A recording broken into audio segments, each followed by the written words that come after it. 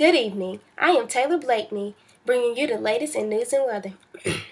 In Vacant City, Pope Francis urged princes, presidents, sheiks, and thousands of ordinary people gathered for his installation mass on Tuesday to protect their environment, the weakest and the poorest, mapping out a clear focus of his priorities as a leader of the world's 1.2 billion Catholics.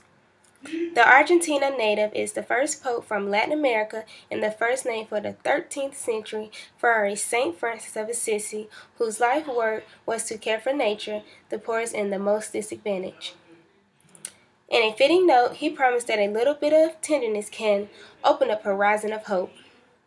Francis was interrupted by applause several times during his homily, including when he spoke of the need to protect the environment, serve one another with love and tenderness, and not allow omens of destruction, hatred, envy, and pride to defile our lives. Francis said the role of the Pope is to open his arms and protect all of humanity, but especially the poorest, the weakest, the least important, those who met the list in the final judgment on love. The hungry, the thirsty, the stranger, the naked, the sick, and those in prison.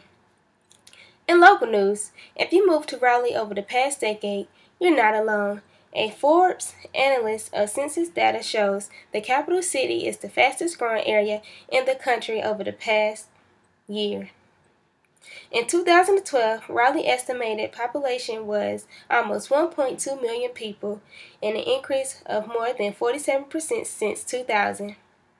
An interactive mapping tool published by the Census Bureau shows which part of the countries are seeing their population boom and which are going bust from aging population and weakening local economics that are spurring young adults to seek jobs and build families elsewhere. Despite increasing deaths, the U.S. population as a whole continues to grow, boosted by immigration and relatively higher births among mostly younger immigrants from Mexico, Latin America, and Asia. And now for a look at the weather. Today we'll start off with clouds, but the trend will be to dry and clear things out as a cold front sweeps to the east. The cold air will be delayed behind the front, so afternoon temperatures will actually be on the mild side, climbing well into the 60s. The colder air filters in tonight with most locations dipping into the 30s, upper 20s, and some of the normally colder spots. The cooling trend will continue on Wednesday and Thursday, with the coolest day by far being Thursday. A secondary cold front moves through on Wednesday with some clouds and maybe a shower will be followed by an unseasonable cold day on Thursday with high temperatures no better than 50 degrees.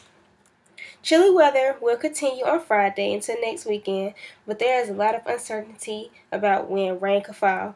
It may happen as early as Friday, or it may hold off until late Saturday and Sunday. We'll just have to wait until we get closer. I'm Taylor Blakney reporting. Thank you.